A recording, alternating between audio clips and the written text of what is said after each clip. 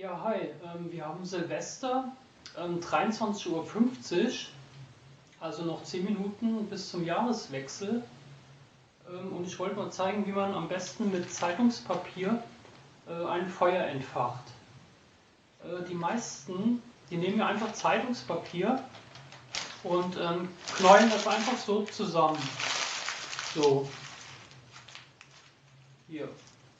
Das ist aber nicht so gut, weil da entsteht eine Menge Asche und diese Asche, also weil das Papier nicht vollständig verbrennt, also nicht so vollständig, und die Asche verdeckt dann das Feuer und das Feuer kann dann ausgehen, also das kokelt dann nur so vor sich hin ein bisschen.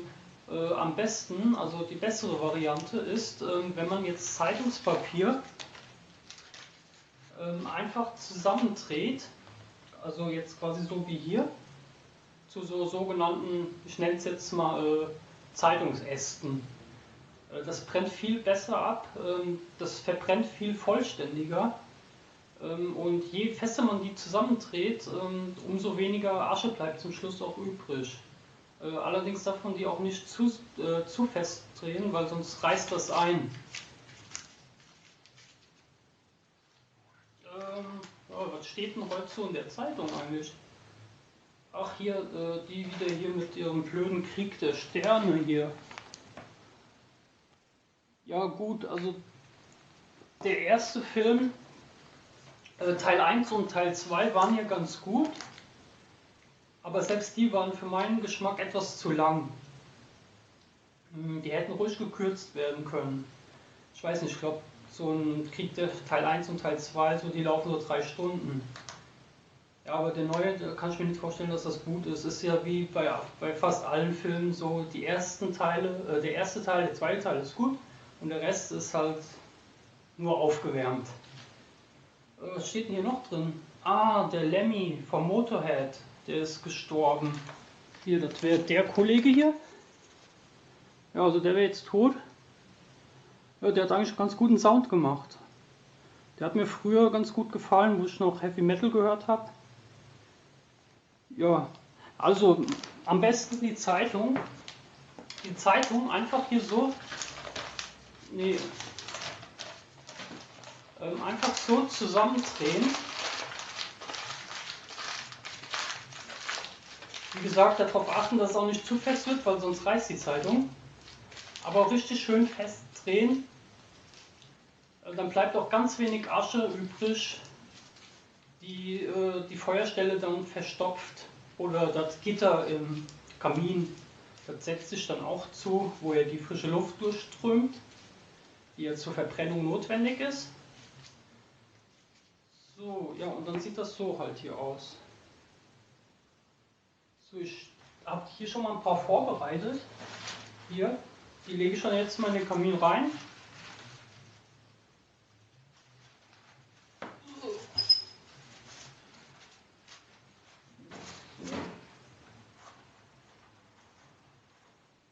So, dann kommt halt dünnes Holz drüber erstmal.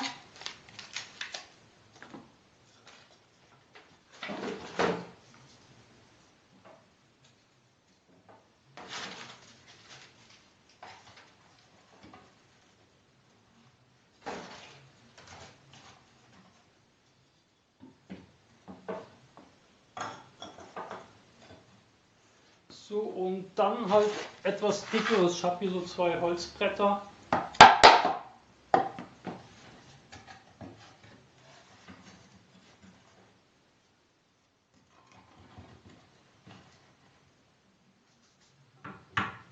So, und jetzt werde ich das mal entfachen. Hole ich mir ein Feuerzeug und noch einen Pappstreifen, damit geht das ganz gut.